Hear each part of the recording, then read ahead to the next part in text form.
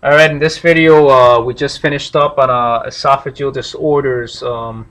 Once we talk about hepatic disorders and pancreatic disorders, I'll come back and talk about some disorders of the stomach, like ulcers and some stomach cancer that we could have. But for right now, I want to concentrate on the biliary tree and bile disorders, gallbladder disorders. I've had some of my friends here that want to go over some of this, how to diagnose signs and symptoms, and the right way to go about ordering certain tests for right upper quadrant pain. Okay, so anything in the biliary tree in this section right here, even sometimes the pancreas, if it's the head of the pancreas, duodenal, sphincter of Oddi, and gallbladder will cause right upper quadrant pain. You may have nausea and vomiting. Pain may radiate or it may be right in the same area. Okay, so this is how a patient with any type of disease in the right upper quadrant will present. Okay, remember that this is all very tightly put together. Here it's drawn spaced apart, but they're very tightly put together, and infection of one or irritation of one may irritate another organ system. So it doesn't necessarily always like I said, for gastrointestinal disorders, they're not always 100% on point with symptoms. All right, let's talk about gallstones first. All right, medical terminology will be cholelithiasis, and that's a stone in the gallbladder. Okay, there's two morphologies of the stones, and there's two different sizes of the stones on how you're going to treat them. One common belief is a small stone can be dangerous because it can travel down through the cystic duct, common hepatic duct, into the common bile duct, and it could lodge in the pancreas. Okay, it can also be passed, but you don't really want to risk that. Normally, when you have a little stone, you have multiple little stones, and usually these can be quite dangerous because of the fact that they can actually get lodged and cause pancreatic enzymes to start building up and cause pancreatitis. You could also have large stones, which can cause pain and discomfort, in which case you would operate. However, if you do have an incidental finding of large stones, they usually try to avoid surgery. My personal belief is that any stone found in the gallbladder should be surgically removed. Okay, we already know that multiple small stones can cause pancreatitis, and a large stone may not cause anything because it's not going anywhere. It's a lot bigger than the cystic duct, so it's going to stay in the gallbladder. Even if it doesn't cause me pain, maybe some mild discomfort here and there, I will get rid of it because this stone will cause damage to the gallbladder. And in most patients with adenocarcinoma of the gallbladder, the most common cancer of the gallbladder, most of those patients, I want to say 99% of the patients with adenocarcinoma of the gallbladder do die, and they die within less than 6 months. Okay, these patients have been found, the majority of them, to actually have gallstones. So I don't necessarily know how much studies have been done into that, but I know that the factors may vary a lot, but I definitely believe that a gallstone and a long-term irritation, as long as a fatty diet, can provoke metaplasia, dysplasia, and cancer of the gallbladder. So I would definitely get any stone in the gallbladder removed. If a patient presents with right upper quadrant pain, the first study of choice is going to be an ultrasound. Okay, the first study of choice is an ultrasound, and usually ultrasounds are one of the best at picking up stones in the actual gallbladder. You will be able to see them, they attenuate well, and normally with that should be enough for a surgeon to say, hey, we're going to go ahead and take you into surgery. Signs and symptoms of cholecystitis. You have a Virchow triad, which will be fever, jaundice, and obviously pain. Okay, you will also have nausea and vomiting. These are things that could all be occurring at the same time. Maybe you'll only have 2 of these symptoms. You don't need all 3 of them to be a sick patient to be considered for surgery. A stone can get lodged in the cystic duct. It could also get lodged in the common hepatic duct. And in the case of getting lodged in the common hepatic duct, what will happen is that the bile coming in from the liver, from the left and right hepatic duct, will back up. All right, you'll have a formation of sludge in the area, and basically a thicker thickening of the actual bile, and the bile that's gonna drain in, it doesn't drain in. So you will have initially direct bilirubin accumulation that'll seep out into the capillaries and may cause jaundice. For you to be jaundiced and have icterus on the sclera, yellowing of the sclera, bilirubin usually builds up to at least 3 in the blood, and any levels at 3 or higher will already start showing, for the most part, yellow discolorations in the sclera, icterus, and you'll be able to see that on physical diagnosis.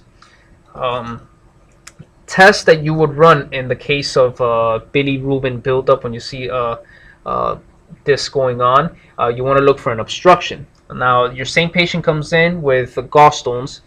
Instead of just presenting with pain, fever, nausea, vomiting, he also presents with icterus, all right? He's looking yellow. So you're obviously suspecting some type of obstruction. Hopefully it's only an obstruction and it's not a malignancy of the actual liver, okay? Because you treat it in 2 different ways, and obviously the prognosis are way different. So what are you going to do next? Because if you do an ultrasound and you may find a stone here, that doesn't explain why this patient may be icterus and might be turning yellow.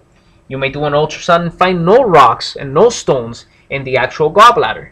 So what are you going to do then? You have 2 options. You have an MRCP, which is basically an MRI of the biliary tree and the gallbladder, which in my opinion seems to be very specific as far as the anatomy goes, and it differentiates the symmetry.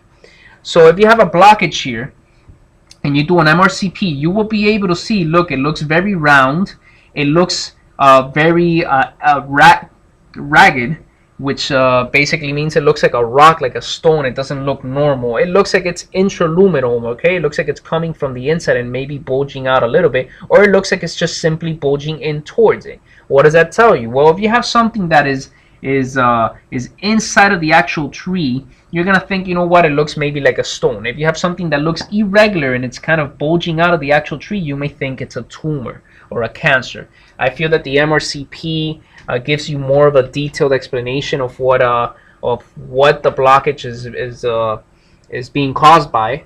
However, it does not give you the function of gallbladder emptying, and doesn't give you the function of how the fluids, the bile, is being excreted. So your other choice is a HIDA scan. Now, the HIDA scan is a nuclear test. They do inject you with an isotope, with a radioactive isotope, and it does travel through your biliary tree, left and right hepatic, and common hepatic. If you don't have an obstruction in the cystic duct, it will fill the gallbladder, and it'll keep on going down and illuminate everything up to the duodenum. If you have an obstruction anywhere along these lines, you will see a lack of anatomy. So you will see the illumination of the contrast, but wherever the contrast fails to travel through will not show up. So you will know that that's where there's an obstruction. Okay, it gives you more of a functional view. So your 2 options are MRCP and the HIDA scan. From the MRCP and the HIDA scan, your other choice, once you have an idea of where the obstruction is an ERCP. Now, an ERCP is definitive. It is an actual visualization under fluoroscopy, and you will actually have a device at the tip of the endoscope that does grab whatever stone there may be in there, and they could deploy stents that'll keep those areas open. So it is the definitive not just imaging study, because it's actually not really done for imaging, but it's a treatment. It's a treatment for these stones that you could have, depending on where it is. Now, if you have the gallbladder full of stones and none of them have gotten lodged anywhere, all of that is out of the question, okay? No bilirubin buildup. All you have is a nausea, vomiting, pain in the right upper quadrant, and you're not icterus. You haven't built up jaundice. You just have stones here, confirmed by the ultrasound. In that case, you are a candidate for surgery, which usually they do laparoscopic as opposed to open cholecystectomies. The only times you'll really see an open cholecystectomy nowadays is an emergency, if there's a rupture, perforation, or ulceration, and bile has spilled over into the intestines. They have to go in there, do a lavage, and make sure that they they have enough space to get their hands in there and work. So in that case, they'll do an open cholecystectomy and look for any complications. So cholecystectomy, cholelithiasis, cholelithiasis would be in the biliary branches. Cholelithiasis would be in the actual gallbladder. The way that you diagnose and the way that you treat them are very, very similar, as far as the ultrasound being the primary choice of study, and then followed by, if you see it necessary, followed by a HIDA scan or an MRCP, in case the patient does have bilirubin buildup and you are suspecting an obstruction. You have the options of a HIDA or an MRCP. Okay, if you do not suspect any obstruction, you do not do a HIDA and you do not perform an MRCP. You only perform a HIDA and an MRCP if you suspect any obstruction and you want to see what the anatomy and what the function of the structures look like and where the issue is. So in that point, you could determine if they could treat them with ERCP or if this person may need to go to surgery. In the next video, we're going to finish up on